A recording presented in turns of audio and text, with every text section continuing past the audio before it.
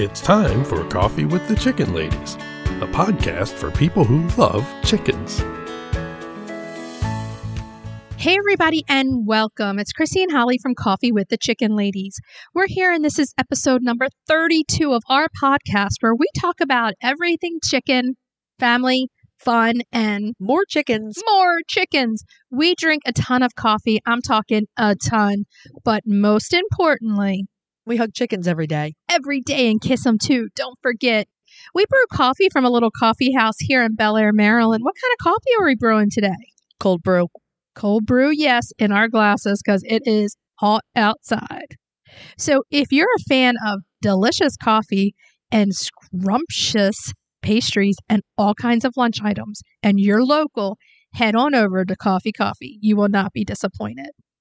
Hey, lady. Hey. How are you doing? I'm all right. How are you? I'm good. It has been a little crazy around here. How was your holiday? How was your 4th? It was okay. Quiet. I'm not a fan of fireworks. I know. Because they freak the animals out. Yeah, the sheep don't like them at all. So. I sometimes think the chickens don't like them, but at least they're in a coop. Right. And able to, The sheep really don't like them, and I can't explain that. So I usually spend a couple of very frustrating hours, and then it's over, and... Do you stay outside with them? Often, yeah. You do? Yeah. Okay. Sometimes when I put the chickens away, I'm like, okay, they're away at least in a coop. So, hopefully they're understanding, which you really can't tell a chicken. Look, it's just a firework. Right. The sheep girls really don't like them. I just try to stay there and reassure them that it's okay. That's about all I can do. The animal I feel bad for are the deer. That's true. I mean, they've got to be freaking out over fireworks. But hey, it was a great 4th of July. Otherwise, and it's over now. Yeah. And we are moving on to coops. Coops. So I had some exciting news. Friends of ours who actually long time ago got chickens before us and they built a really awesome coop. They're giving us their coop. So Joe does not have to build a coop. Fantastic. So just a few enhancements? Just some enhancements to make it our own. Nice. And then we should have the babies out there as soon as we can get that done and in there. So that was some exciting news. Yeah, that's really great. I'm actually building another coop or two. Yes. Because I have a pair of Nankin Bantams. They're juveniles. And not only do I have George and Martha, but the really excellent breeder, Lisa, that we got them from, had some hatching eggs too. So now George and Martha have some friends in the incubator. And this is what I say. As soon as you hold that chick, it's not going anywhere from your house. There are a couple of people that I would sell or gift chickens to. I hope that I am one of them. Yeah, of course. A couple of other places that could end up with my Nankins, yeah. But for me, it would have to be a girl. Oh, no, you're only getting the roosters. No, you're getting nothing but roosters, man. That's all. No, that can't be. I'm going to bring you over like 3 roosters. They're going to be like, No. It just can't be. Oh, man. So, yeah, we're all busy doing all the chicken coop stuff and just getting through the summer. You know what? I love summer. It is hot, and I don't want to complain about it because we're going to be complaining about winter in a few months. I'm already talking about fall, as I do. Okay, so if you would like to support the podcast, there's a few ways you can do it. Yes. Number 1, if you're really loving our podcast and you listen to it on Apple Podcasts, even if you don't listen to it on Apple Podcasts, you can leave us a written review. Written reviews really help to grow the podcast. If you've already left us a review, thank you so much. They're fantastic. We love reading them. I read them over and over again. Love them. The second way you can support the podcast is to go over to patreon.com. We have a Patreon page where we have 3 levels of support for the podcast. You can go to patreon.com/Coffee with the Chicken Ladies. You can either donate $1 a month to help support the podcast, $3 a month to get an extra episode every month. And these episodes are different than ones that we do all the time. Our bonus episodes are a lot of fun. Yeah. They're lots of fun. And the third is that you get the bonus episodes if you pay $5 and you get a monthly happy hour chicken call via Zoom with us. Yeah, that's always lots of fun. We have so much fun. Thank you so much for your support. I think we're ready to move on to Breed Spotlight. Woo! Yeah. Yeah. Okay. So this week we are doing the Belgian D'Uccle. And I pronounce it D'Uccle. Yes, you do. But hey, it's okay. We all say it a little different.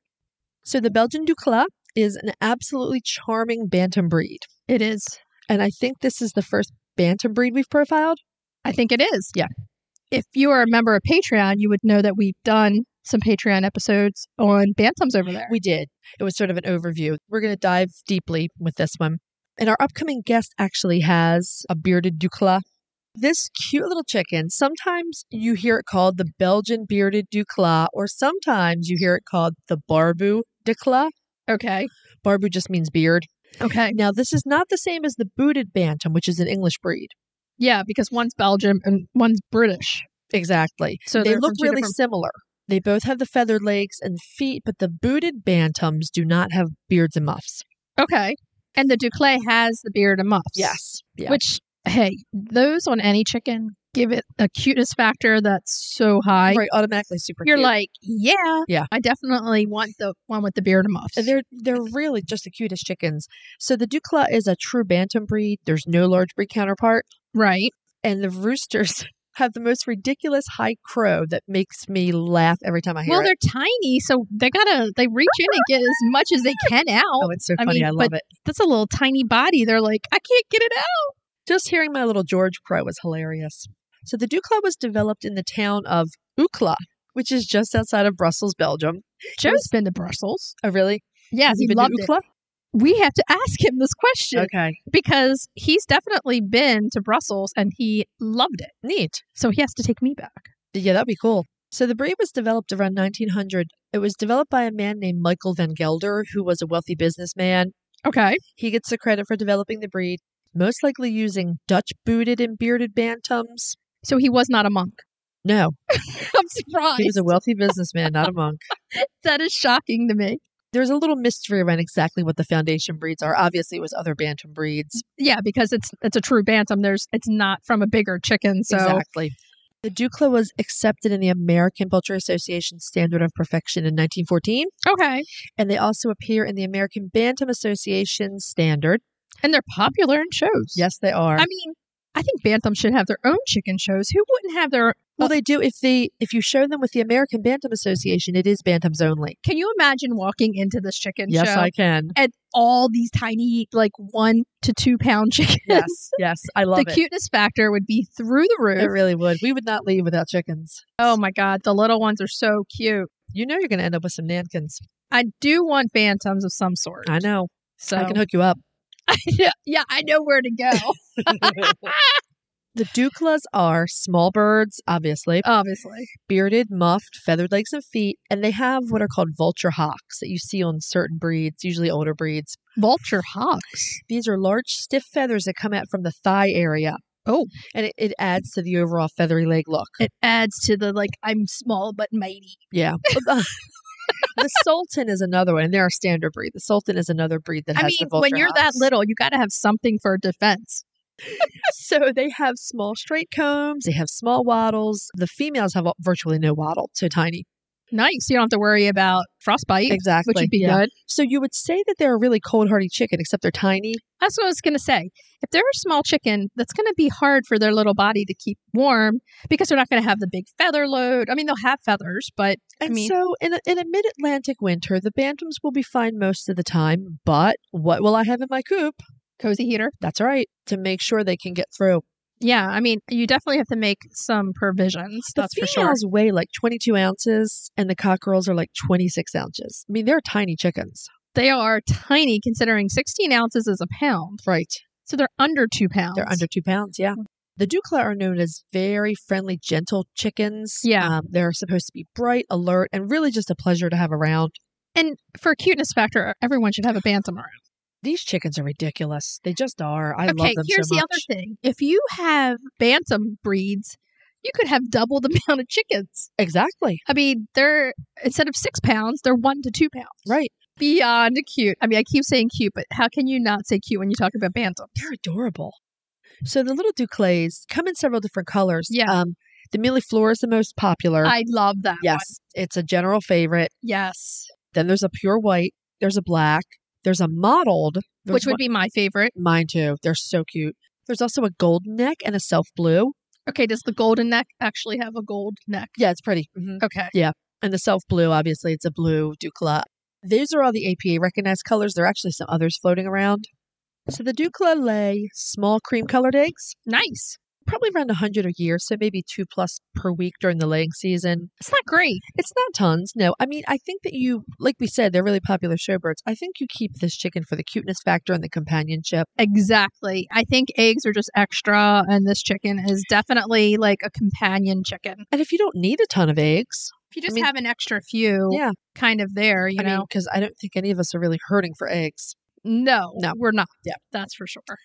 So I think this would make a great addition to anybody's flock, but I think you have to be careful when you have bantams and you add them into a flock of larger chickens. My bantams are not even going in with my large fowl. Yeah. I mean, I don't think it's worth the risks. That's just my opinion. If I got bantams, they would have to go in with my little girl flock, but that flock is so laid back. Right. Very gentle. That I don't think there would be a problem. Would I ever put a bantam in with the big girls? Heck no. Yeah, that coop is a free-for-all. I wouldn't put, really I wouldn't put a bantam in there either. Never, ever.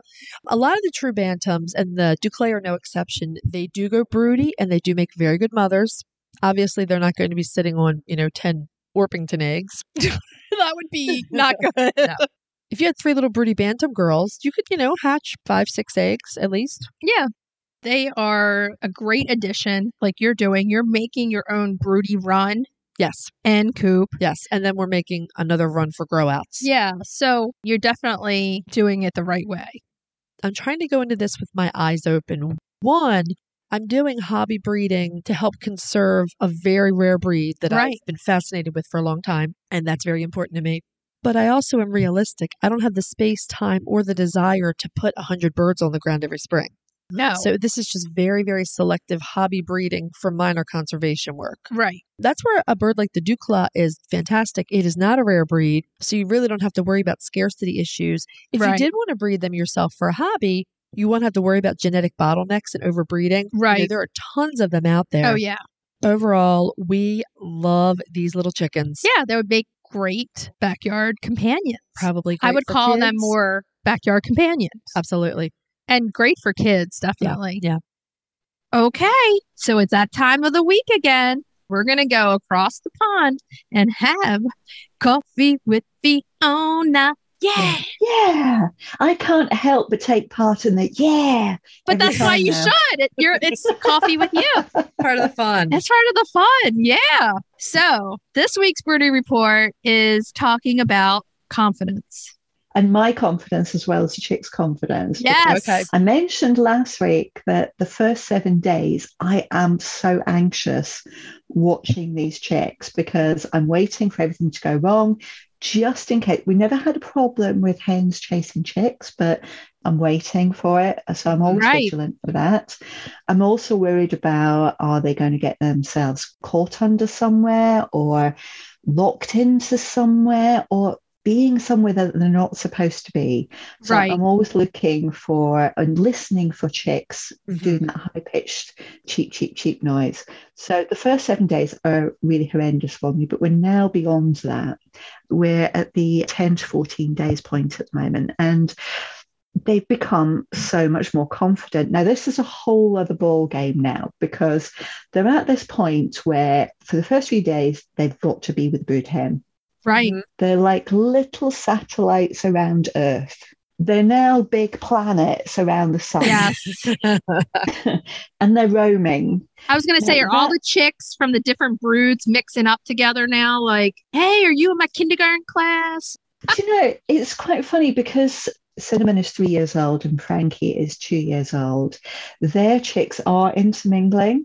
And they're spending a lot of time together. But the two youngsters, Rowan and Hazel, because they're a lot younger, the younger hens are keeping their chicks away from the rest of the flock, so they're not mingling as much.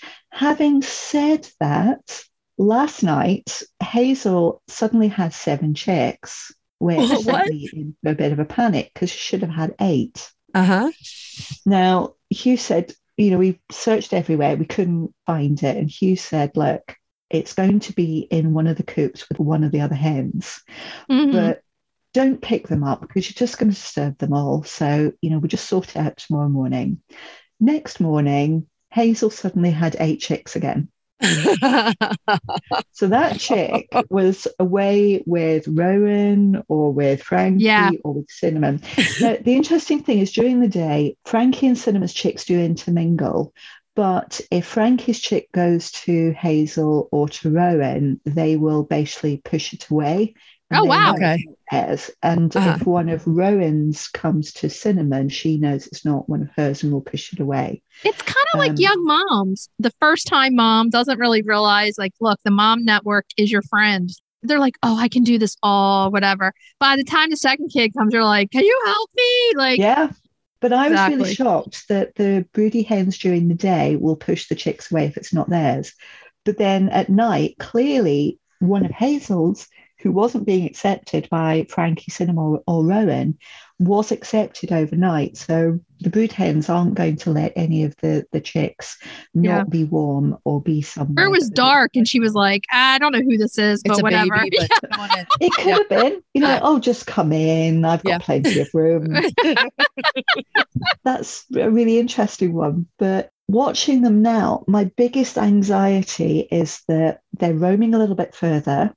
If I'm sat having a cup of coffee watching them, there's always one about 30 yards away from the brood hen who's sat having a break.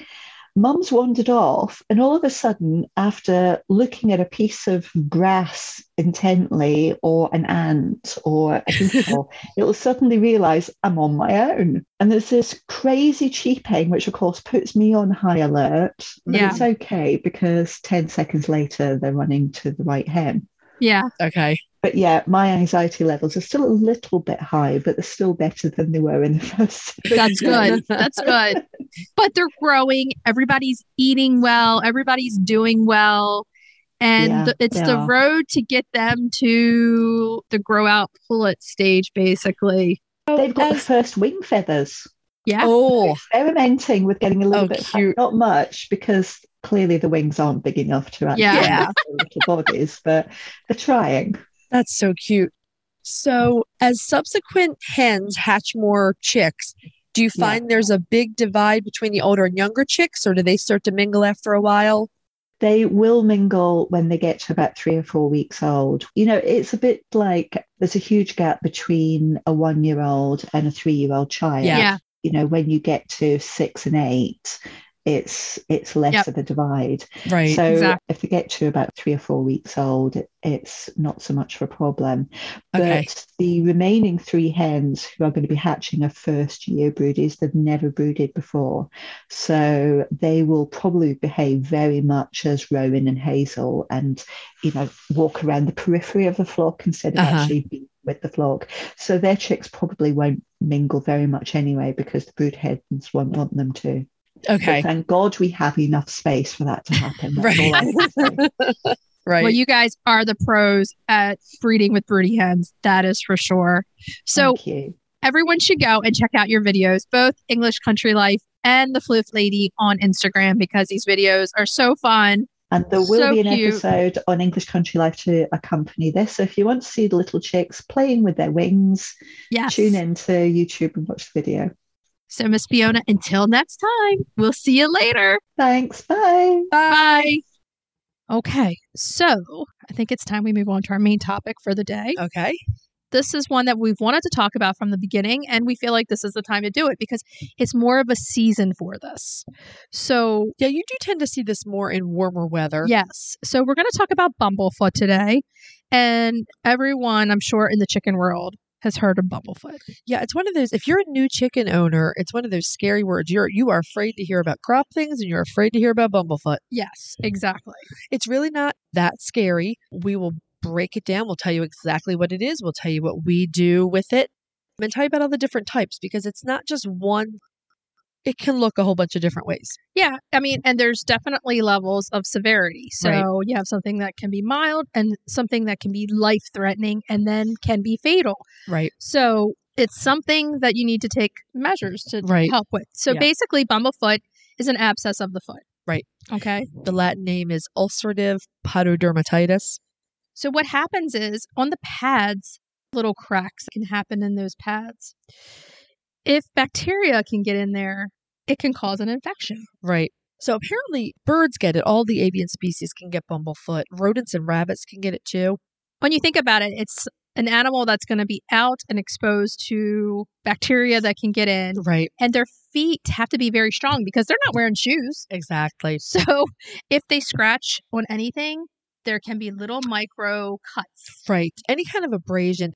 It occurs a lot in heavy chickens because they're jumping down from a roost and they might get some abrasion that way, or even a puncture wound. Exactly. Any of those things can lead to this. Splintery roosts can be a cause of this as well. Yeah, because they're sitting there and then they might get a little splinter and then they walk on the floor of the run in which they poop. I was going to say, let's face it, chickens are not walking in the cleanest places. No. Yeah. And then what happens is bacteria gets in there. So some of the classic bumblefoot presents as a black scab. This is the most classic on the bottom of the foot. Right, right. So if your chicken is starting to limp and be lame on one foot or both, number one thing to do is to pick up the chicken and look at the bottom of the foot. Exactly. I have found over the years that they may or may not be limping. If you do see a limping chicken, you're absolutely right. Pick it up and look at it. Yes. Sometimes bumblefoot is extremely painful. And in some ways, that's the easiest because you know that there's something wrong. If they're lame, you're going to want to know why. Sometimes, though, they're not limping and you don't find it until you're doing something else. For instance, I was babysitting Drusilla while you were away. Yes, because of a leg injury. And Drusilla is a large cuckoo Moran's hen. And I actually had Drusilla up on a countertop, rebandaging her foot. Her whole leg, yeah. Right. And I saw a bumblefoot scab on the bottom of the foot. Yeah, on the other foot, exactly. I think what happened with her was she had the injury, the torn ACL. The soft tissue injury, right. Right, on the one leg. And then she was putting more weight on that other foot to compensate. Yep. So when she did that, that made those micro abrasions and it got a little bit of bacteria. Right. Now, the interesting thing about Drusilla is that we soaked her, we took the scab off, and it was already healing underneath. Right. That is not always the case, but she was an easy case. She was bandaged. She had the ointment on, the silver ointment on. And by the time I had taken her home, we kept the bandage on for maybe a week. Until the skin was mostly healed all the way. Yeah. And then it was off and never came back. And she was probably the least severe case that you will see. Yes, exactly. We barely needed to do anything. My Ricardo Montalban was similar. He was limping a little bit. And now remember, Ricardo was 15 pounds. Yes. Enormous. So put a lot of pressure on the feet. Yeah. So we brought him in for the treatment and we soaked the foot and we got the scab off once it was loose enough. And under the scab was pink, healthy, newly granulated skin. Right. So he got the same thing. We put some silver ointment on him, bandaged him up, gave him a couple of weeks. He was back to normal. Like you mentioned, the classic one is on the bottom of the foot. Sorry. But the toes can get it too. Exactly. Top and sides of the toes, the top of the foot. Yes. So we've had several people message us pictures. Yeah. And they're classic bumblefoot, but they were on the toes. Right. It can look really weird. Sometimes you don't even see the black scab. All you see is a generalized big pink swelling. If you see swelling, and then sometimes you see no swelling and you see the black scab. Pink between the toes. Yes. Just the area between the toes is really swollen. So what I do is every morning when they're coming out, I watch them come out. Yeah, see how they're walking. That's a good idea. Just watch, make sure no one's limping around. That's how we found out that Drusilla had an injury. Right. When she came out instantly, it was not good. So this is one thing that you definitely need to do. Keep an eye on it. Yeah. If you find a case of bumblefoot, this is just our general care for the simplest cases. General care is to soak the foot twice a day in a warm Epsom salt solution until that scab is soft enough to come off. And then see what's under it. Exactly. And if the infection is local, confined to right under the scab, we clean it, we debride the wound of any exudate, then we treat it with silver ointment, we change the bandages daily, and we do that until the foot has healed and the scab is pretty much gone. And the chicken foot is kind of shaped to lend to a bandage, to be honest with you. Yeah. Because the way that the toes sit out, you can wrap the vet wrap in between the toes and it will keep the bandage secure on the foot. Exactly. You sort of do a figure 8 around. You don't need to do an elaborate bandage. No, you don't. I've seen some posts where people have like almost stilts they're on and stuff. I've seen that recommended. And what they're doing is putting something so that the bird's foot is not down in the mud. Right, exactly. We found that didn't work anyway. No. And so we ended up with a house rooster for a couple months. We'll get to that in a bit. But yeah, so that's what they're trying to do. They're trying to keep the foot out of the mud. So the thing is, if your foot's in the mud, you just have to change the bandage more often. And depending on how the wound is, I mean, if it required surgery or if it is a deep wound, You may just have to keep them in. that's hospital coop time. I wouldn't even want them in the mud. Exactly. If there's a lot of mud, you can always opt just to keep them in a pop-up in a Right. hospital coop run for a while until it's better enough and the outside's better enough that they can go out. The way I see it with the bandage for Bumblefoot is the least amount you can put on that chicken is the best because they have to walk around with it. Exactly. And we use vet wrap Yes. for our bandages. We cut them into strips and we generally use adhesive pads. You can cut them down to size. Yep. It works really well. And the vet wrap, or called Coflex, it sticks to itself. Yeah. It's So you fantastic. put it right around the foot. And like I said, the foot itself lends to this bandage not falling off. Right. So a small bandage is going to make the chicken happier in the end. Yeah. You really just want enough to cover the wound and give it time to heal. Keep it clean. Exactly. Sometimes you'll see or hear someone saying that bumblefoot infections are always caused by Staphylococcus aureus. Working in small animal medicine, I can tell you that's not always true. No. Bacteria, there are all different kinds of bacteria. Absolutely. And in small animal medicine, along with chickens, you can do a culture and find out exactly which bacteria is growing so that Right. you can treat with the antibiotics that are out there to kill that bacteria. I mean, the reality is there are a lot of different bacteria that can cause bumblefoot, and yeast and fungus can also be present. Yes. So a culture is the way to go a lot of times. Absolutely. So Casper, my Swedish flower hen rooster, developed bumblefoot, and I have to say it was a horrendous case of bumblefoot. So And it we'll took go from us- Drew to Casper. Yeah, they're really the extremes. So Casper, we believe, had a puncture wound from wire. We're pretty Okay. sure this is what happened. So he had swelling. He did have a tiny scab, but the bottom of the foot looked pretty good, and we really couldn't get a lot out of it. Right. So long story short, it got worse and worse. He went through one surgery. It didn't cure it. He had another much more Elaborate surgery. elaborate surgery Yeah. where they really had to Debride it. open up a lot of the foot to get to the center of the infection. And they cultured it. And But they here's the cultured- thing. You had a veterinarian do Yes. this. This is the thing, and we kind of don't really go one way or another, but working in small animal medicine and working in an animal hospital with surgery, you have to go to a vet for surgery. Yes. So we had the culture done for Casper, and it came back with 3 different bacteria plus Candida yeast. Okay. So that's 4 different things. So what happens is when you get that lab report back, it lists the type of bacteria, and then it lists the antibiotics that this bacteria is Right. sensitive to. It's called a culture and sensitivity. So if you're assuming that everything is Staphylococcus aureus, you aren't necessarily treating that chicken for what they need. That's why you do a culture. Exactly. And you do cultures on ears, you do cultures on anything that might have a bacteria in it so that you can, like I said, pick the right antibiotic. It's done all the time Right. by a veterinarian, small animal medicine. And this can help save your bird. It can tell you what to use topically as well as internally. Oral. Yeah, you might need an oral antibiotic. One thing I also learned is that Neosporin or triple antibiotic ointments, they may do nothing depending on that bacteria. They're actually not recommended for chickens. They're not really. No. So this is one of the reasons, and we have this on our first aid kit. This is one of the reasons we use silver ointment on minor cases. Actually, and even on the severe cases, I used it. Doesn't have it. And the thing is, also, if you get a triple antibiotic ointment plus a painkiller, that can be harmful to your chicken. Right. The right. painkiller medicine that's in there can be harmful. Yeah. So we highly recommend using the silver ointment. Most bacteria are sensitive to it, even when they've developed a resistance to antibiotics, and it's completely chicken safe. Yes. So that is our go-to. So back to the question of surgery. Like you pointed out, my veterinarian did Casper surgery Yes. in a sterile environment with pain medicine.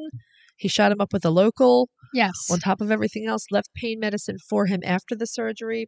And here's the thing. If you took your chicken to an avian vet, that surgery would be done in a sterile OR. Yes. Your chicken would be anesthetized so that they would not be feeling any of it. You have way less of a chance of anything else getting in there while it's open. That's why Right. you go into a sterile OR.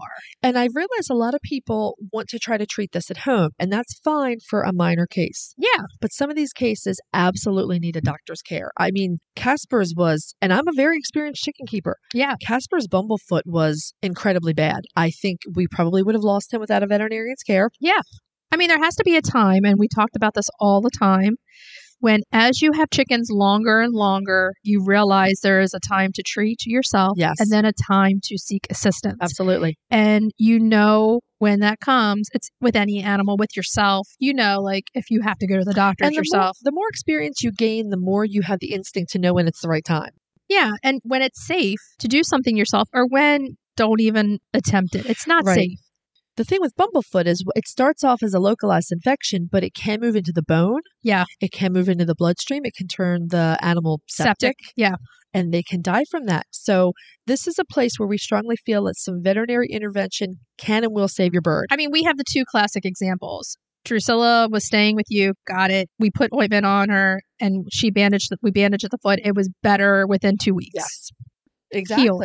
And then we have your Casper who had to have surgery, had Multiple to have debridements, had to have cultures, had to have antibiotics. And months of aftercare. When I say months, it was the better part of a year. Yeah. So it's like know when to pull the trigger to go to the vets. And as you get more experienced, this comes a little easier to you. Right. I mean, I will say that over the years, I've heard a few people who have done some cutting on their chickens and had a successful surgery, but I've heard far more who have lost their chickens. Let's put it this way. I was a veterinary technician in small animal practice for 15 years. I would not cut my own chicken. I wouldn't unless there was unless I was emergency. There. Unless I was desperate. I mean, there are very few things that would make me do this. I would go to the vet. You know what I mean? Like, unless I was like in the wild and I couldn't get anywhere. Well, right. I mean, I wouldn't do surgery on a person. No. I'm not qualified to do surgery on an animal. And I've actually have done some things in sterile environments at work with a veterinarian next to me. Right. There's the reason why they went to school for so long and trained to do these things. Right. Exactly. So it's like, if you're going to treat it topically and it's going to heal in a few days or a week or two, then that's great. Right. But if there's any cutting involved, please go to the veterinarian. I will say in Casper's case, again, it took us the better part of a year to get it under control. And that's a long time. It is. And he has a lot of scar tissue in that foot because he had multiple surgeries. But his quality of life is pretty nice. And he's a happy rooster. Yeah. I mean, in the end, you healed him by doing all the right things. Yeah, it was a lot of work. And I really had to learn how to debride that kind of a wound.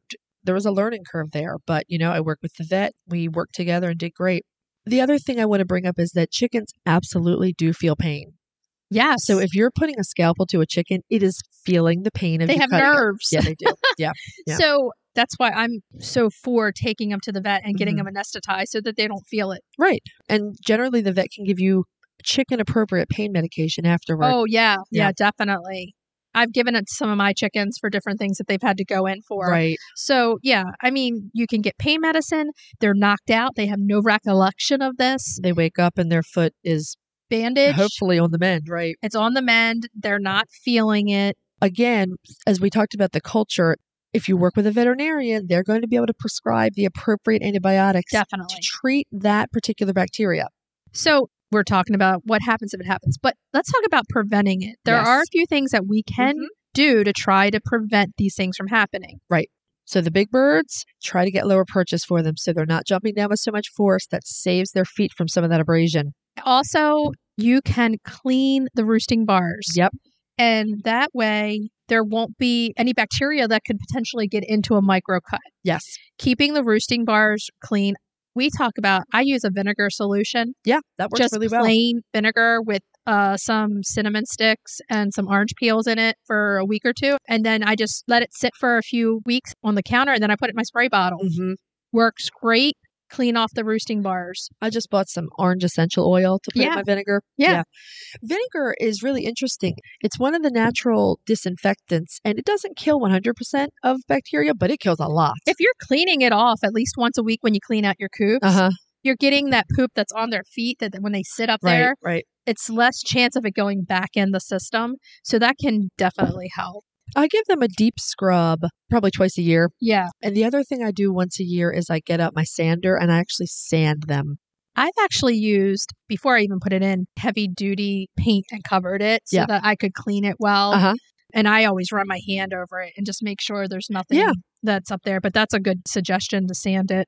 And really keep an eye on their environment. We think Casper got this puncture wound from some partially buried old rusty chicken wire. Yeah. And it can happen. The best of us can miss something that's sitting out there and they get cut. That's no problem. Just take care of it as soon as you see it. Start with the bandage, start with the ointment. If it doesn't work within a few days, call the vet. Right. So there's lots of stuff that you can do. Lots of stuff you can prevent. If it's anything other than the simple bumblefoot, which yes, you can absolutely treat yourself. Yes, definitely. But if it's anything complex where there is a danger that you're going to lose this chicken because of sepsis or bone infection, try to find a vet. If you can't find a vet, message us. We will do our best to help you find a vet. Yeah, we'll definitely help you try to find a vet in your area. Message us from wherever you are. We've said this multiple times. We are lucky to have multiple poultry vets in our close area. Yes. If you are not that lucky, please message us and we will help you. Yeah, absolutely. We have a special guest that we are bringing on today, and her name is Annie Wing. She is from Strong Animal Chicken Essentials. We love these products. Yes. And you will too. And we'd like to bring you that interview now. So here she is. Enjoy. Welcome, Annie. How are you doing? I'm doing really good. I'm happy to be here. Thank you so much for inviting me. Thank you. Thank you for being here and talking with us. And you have a little friend there.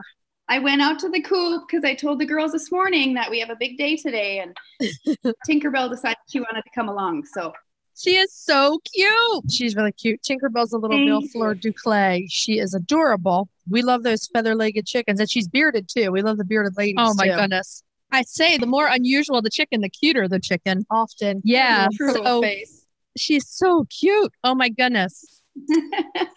So, Annie, how or why did you start keeping chickens? Well, I started to do it because we had a young family. We started about 14 years ago. And I actually got to thinking, man, we are what we eat, right? And so we kind of wanted to take a more natural approach in what we fed our kids and all of the other things, even us, my husband, Doug, and I. And so we thought, well, it would be fun to raise backyard chickens. We live on an acreage. And we have the space, so why not give it a shot? So that's how we initially entered the backyard chicken world. Okay, that's awesome. So right now, how many do you have and what breeds do you have? When I started back up, because we took a little break, I told my boss when he said, well, do you want more chickens? Do you want to do this gig? And I'm like, if I do, I'll have no more than 6, period. Like it was a hard number for me, like no more than 6. Well, I now have 40. It's like an addiction, isn't it? You guys know. I started with 4 and now I'm up to 19. And I was like, yeah, we're not getting any more than 4. 19 chickens later. Yeah. I have no comment. Well, how many do you have? I currently have 22 right now, but there are additions. So tell us about the breeds you have. Well, I actually went out to the coop this morning and took notes because I have so many different breeds and color variations that I was like, I need to go write this down because I know they're going to ask me this. I have Barred Rocks, Jersey Giants, Buff Brahma Bantams. I have Easter Eggers. I have one Barnevelder, 2 Calico Princess. I have Polish chickens. I have 1 Black Copper, Silkies, Cream Leg Bar, Lavender Orpingtons, a Prairie Bluebell, French Wheaten Marron, and then of course Tinkerbell, my Bumblefoot D'Uccle. I have Olive Eggers, Brahmas, and 2 Mystic Onyxes. Those are some new ones I got this year. How fast did this grow, this family of chickens? I stuck up about 2.5 years ago. And in 2.5 years, wow. So I started with 10. I know. But here's my thought, you guys. If I was going to do my job really well, I needed to teach people how to integrate their flocks, when you raise babies and all of those things, because there's really important steps in doing that. And then also I was really kind of after egg color variation. I didn't really care about that when I first started back up. I was just like, just get me some nice chickens. I just want the nice ones that you can sit and cuddle and hold, Yes. Yeah. Then I started seeing all these incredible pictures on Instagram of egg colors. And I'm like, well, why didn't I do that? So yeah, here we are. Yeah. So the egg colors are really, really nice. We're kind of heritage breed girls though. And we love a lot of your breeds just because they're sweet and cuddly chickens. Yeah, definitely. And my chickens, all of them except for 3, love to be held and cuddled. So clearly I spend a lot of time out in the coop. Yeah. Oh yeah. We great. all do. My husband always says, you're out in the coop more than you're in the house. I'm like, well, they need us. So out of all of those breeds, do you have one favorite? I don't know if I have a favorite breed. I don't know if I could pick one, but my favorite chicken is Happy. She's the reason that I have 40 chickens. I blame her because she is so wonderful. Even as a little chick, I would go out to the barn and she'd jump up on the brooder ledge before I had it covered. Right. And she'd just sit right next to me. And I'm like, oh my gosh, you make me so happy. And that's why her name's Happy. Yeah, that's great. Barred Rocks are a great chicken. I have 3 of them and they're just very curious and want to be right at your feet and want to be right there with what you're doing all the time. They're an awesome breed. And those eggs, they're beautiful color, like a little more pinky than brown. Really, really pretty. So what's your favorite thing about keeping chickens?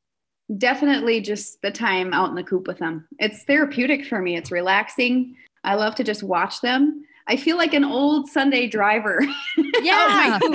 I just love to see their personalities. You know, everybody seems so shocked when they hear that chickens have personalities. They are. It's hilarious. It is. We call it chicken TV, and I call it my Zen time just to go out because they're always moving. They're always doing something. They're not asking anything from us. They're just doing their own thing, and you can just relax and watch them.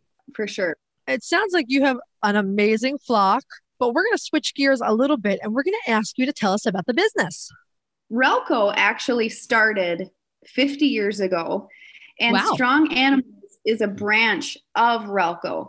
So, and under the Strong Animals, there are other branches, and one of them is the Chicken Essentials. So a few years back, the backyard chicken industry has just like exploded. Yes. Especially in the last couple of years. So man, you throw in a pandemic and everybody thinks they want to live off the land. So that's been an incredible yet hard thing to go through. So that's kind of where the Strong Animals Chicken Essentials came from, is actually all the way back 50 years ago. My grandpa started Relco, my grandma and grandpa. That's amazing. So a lot of people don't know that. I don't say that a lot on the social media platform. I've had people ask me, how can you believe so much in these products? And I actually had my first sick chicken 3 weeks ago. And man, you guys, she is back to her normal self and just fine. So it's not, for me, it's not just fancy. These products actually work. So there's also a big, strong movement right now within essential oils and herbs and using them for preventative measures to help keep them healthy. The big companies that do other, like oregano, is they use more as an antibiotic and different things like that. But your treats, what I was impressed with the treats, same with you, is it's packed full of everything that is good for them in a treat form. So I grow marigolds just for our flock to feed them. So yes, me too. Yeah. And the oyster shells, it's added into the treat and they're not even knowing that they're getting it and they love it. We're talking about the Strong Animals Golden Graze. The Golden Graze is amazing. Which really are fantastic. There are grains, flax meal, oyster shell, marigold petals. It's really good stuff. I put some down and my hens took, 5 seconds to check it out and then head down. Yeah. That's always the test. Every single hen was head down. So you guys can see my chickens devouring Golden Graze on Instagram. I thought they were going to jump me when I tried to leave to grab the bag. So the Golden Graze focuses on eggshell quality, the yolk, just the health of the egg. And the chickens think it's wonderful, as you know. Yes. So we have another treat called Happy Tract, and that actually focuses on the digestive system of the chicken. Nice. Oh, and what is in that treat? Multi-grains, and Happy Tract actually has prebiotics in it, cracked corn and sunflower seeds. It also is infused with cinnamon, thyme, and oregano essential oils. Nice. That's fantastic. We're going to have to get some of that. That looks awesome. Happy Tract. TRACT as happy tract. Digestive tract. Yeah. Oh, yeah, definitely. So the treats are kind of a spin-off of we have a baby chick care kit. It's very affordable. And so when you bring your baby chicks home, you buy this little kit and you get Chick Elixir, which is just like Chicken Elixir. So it's just like a smaller bottle. And then you have a small box of Poop Recuperate, which we can talk about. It's probably the one product I never run out of. Okay. And then it has a product in there called First Peep, which has all of those good gut and immunity boosters in it. And it gets your baby chick eating and doing all the things it needs to do right away. So treats are kind of a spin-off of those. So you can use them as like a hand treat, or you can sprinkle it on their food or throw it on the ground as scratch, however you want to use them. Yeah. So, your favorite product is? I've always said coop recuperate because I can go sit on the floor of my coop. All right, I put a bag down, so I don't sit in poop. I walk out smelling like eucalyptus and lemongrass instead of chicken poop. Yeah. It smells really good. It's changed how I've spent time with my chickens for sure. But what it does is it just helps reduce the odor, the moisture, the ammonia smell, and it lengthens the life of your bedding. Makes incredible compost after that. So, a couple weeks ago, I had my first sick chicken, and I've never had a sick chicken with these products. And I think what happened is they were out free ranging in the yard because we had to move the coop because, with 40 chickens, I had to have a bigger setup. Surprise, surprise. Right. So I think what happened for a couple of days, they weren't penned in or in their run. And so they just free range. So I'm not sure. It was one of my little silkies. Her name was Nugget. It's my husband's chicken, actually. I went out and I saw her up against the wall in the coop. And I'm like, oh, Nugget, what's the matter? And she was just kind of puffed up. And I went over to pick her up. And I thought, oh, my goodness. She was so bloated. And I thought, oh no. She egg bound. But she wasn't. I watched her poop. I separated her, all the things. Well, man, maybe it's water belly and, all this stuff.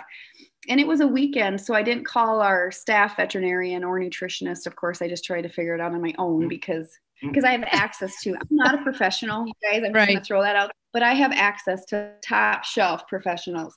So I thought, well, I'm going to separate her and I'm going to start giving her Flock Fixer because Flock Fixer has the prebiotics, but also the probiotics and the electrolytes and the vitamins. And by day 3, I thought, she's still pretty slow. I'm not sure how this is going to end. By day 5, I thought, wow, I think that she's getting better. And by day 7, she was back to her normal self. So was it her crop that felt bloated to you? She had a little bit of sour crop. So I got that. I don't know if you've ever done that. That is so gross. Got that out, but I just gave her Flock Fixer for that amount of time. Okay. She's running around the yard. But essential oils act a lot like antibiotics, just more natural. They got the phytonutrients and things like that. So I attribute her getting better to Flock Fixer. So did you give anything else to help her through that? Just the Flock Fixer and that was all? That's it. And separated her for 7 days? I separated her till day 5 until I noticed no, she's definitely better. And she wanted to be with the other girls and nobody else was getting anything remotely close to anything. And she felt less bloated at that point. She felt less bloated at that point also? Yeah. Yeah. Great. That's amazing. That's really, really good. By day 7, she was running around like normal energy. So I've always believed in the product. Yeah. Because for me, it was of course, I tell people about these things all the time, but realize this is going to help. This is actually going to work for this situation. I mean, you can't go wrong with essential oils. And for preventing even things from happening, that is, the best thing to use. We really, really like the Elixir product because we really like to go maybe once a month. We'll treat in the water for a week with a product like the Elixir that's on a oregano oil base. And we feel like it goes a really long way towards prevention of things like sauerkraut. Yeah, definitely. Like I said, I've been doing this for 2.5 years with these products, and I haven't had any trouble. I haven't lost one chicken to anything. I think a lot of backyard chicken keepers want to use oregano oil in their flocks, but they don't know how, because if it's too much, it can be really dangerous. But yes, you don't want to give too much. Exactly. My husband always says Texas style, but not in the case of oregano, right? No, it can burn. So, but that's what's so great about these products is that these teams of really smart people have formulated all of these products so you can safely use them every day for the health of your flock. We've been using essential oils in the Relco products for 20 to 30 years. So it's not new to us, but we launched the Strong Animal line 2.5 years ago. Okay. So they've been using this in, big farm settings for years and years. The whole marketing and launch of Strong Animals Chicken Essentials started about 2.5, 3 years ago. Okay. For the backyard chicken farmer who wants to get all those healthy things for their chickens, can you tell us where they can find your product? I mean, I would love to push local. So your local farm supply store. And if they don't have them, ask them to get it. And you can also get our products on Amazon. So if you want to go that route, they'll be shipped right to your door. If you want to learn more about our products, I do write a weekly blog. I can link right to your products on Amazon. They can go through our storefront. I will put a link to your blog in our show notes and also your Instagram account. You can get to the blog through your Instagram account as well. We'll give everyone their pathway straight to you. Yeah. Thank you. I'm so thankful for techie people because I'm not one. I'm not techie. This one is. I'm moderately techie. I'm not techie at all. So our last question for you, we have a million questions because we love these products so much. I mean, seriously, the Coop Refresh, that bright lemongrass smell, I used it in 2 of my coops last night that were maybe a day or 2 overdue for cleaning, and it just smelled beautiful. But our question for you is, do you have any projects or new things coming up in the near future? Yes, we do. And I'm so excited about it. I can't say too much about it, but what I'll give you is that it's like Neosporin for chicken owies. Oh, nice. Yeah. Something along those lines. That sounds fantastic. It's going to be really, really, really good. So we're excited. Okay. So we talked to Annie about her chickens and about her amazing essential oil products. Now it's time to talk to Annie about some... We're going to crack some eggs. Cracking the eggs. Woohoo! So, Annie, I was scouting your blog and I discovered that you also develop recipes and we asked you to bring one along. So tell us what recipe we're sharing today. Well, this is my disclaimer. I am not a good cook. Okay. So all of the recipes I put on my blog are for moms or people like me who don't love to cook, but they're just so easy and they're so good. So we're going to talk about Annie's Ultimate Egg Burger. Yeah. Nice. Yes, it's so good. And what a perfect recipe for, kicking off summer is because everybody's grilling in the backyard. So you take a hamburger patty, you grill it, I fry up eggs, and then I top the burger patty with cheese, a fried egg, and then I put a layer of peanut butter on there. Don't forget the peanut butter. It's so important. You have to try it. So I have lunch with my grandma, so one of the founders of Ralco, every Thursday. And we go to this little small joint in the town that she lives, and we have this burger every Thursday. Try the burger because it is so, so good. You know what we like about your recipe is we always talk about recipes that you can make your own and take this recipe and kind of make it your own. You can use any kind of hamburger patty. So I don't eat beef, but I eat turkey patties. Holly Ann is vegetarian, so she can do the Impossible Burger and just make it your own, however you want to do it. It sounds fantastic. We're definitely going to try it. Sounds really, really good and versatile for everybody with any kind of dietary need. That's right. Because if you're on keto or something, just skip the bun. That's what I do half the time. I think the peanut butter sounds amazing. It sort of reminds me of like a burger with peanut sauce. Yes. If you've ever had or that. anything Thai, like a little Thai. Exactly. Yeah. Peanut sauce with everything is good. So do you like your fried eggs firm or do you like a runnier yolk?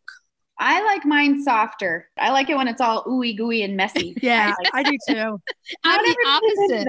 That's how my grandma is. She wants it very firm and that's it. Definitely. Well, it has been such a treat. So fun talking to you, Annie, today. Oh, thank you so much. Our listeners have such a treat listening. And please, everybody, do yourselves a favor. Check out these Strong Animal Chicken Essential products. Yeah, they really are fantastic. They're amazing and your chickens will love them and they're healthy and you can feel good about the treats. That's the number one thing. The treats are really remarkable in that the chickens love them and they're good for them. Really good for them. They're amazing. And if you want your coop to smell fresher. Yes, that lemongrass smell is really nice. You can't go wrong. Thank you so much for having me. It's been so much fun. And you'll have to come back and explain the new product when it comes out. Yes. I would love to come back. Thank you so much. We'll see you next time. All right. Have a good day. You too. Bye-bye. Thank you, Annie, so much for coming on. It was such a great interview with her. And thank you all the folks at Strong Animals Chicken Essentials. We really had a great time testing the products and we really appreciate it. We love these products. They're amazing. Yeah. Do yourself a favor and check them out. Okay, should we tell everybody what we're going to be talking about next week? Next week, our breed spotlight is a really cool chicken, the Icelandic. Oh, yeah. Heritage breed. We're going to be talking about the evolution of the chicken. I have been really looking forward to this one. Yeah, it's fascinating. Our recipe is a seasonal cherry clafouti. Yeah. Amazing stuff. Our retail therapy is a book review of a book that's simply called Chickens. Yay. We've been reading it. It's a great book. We can't wait to tell you all fun. about it.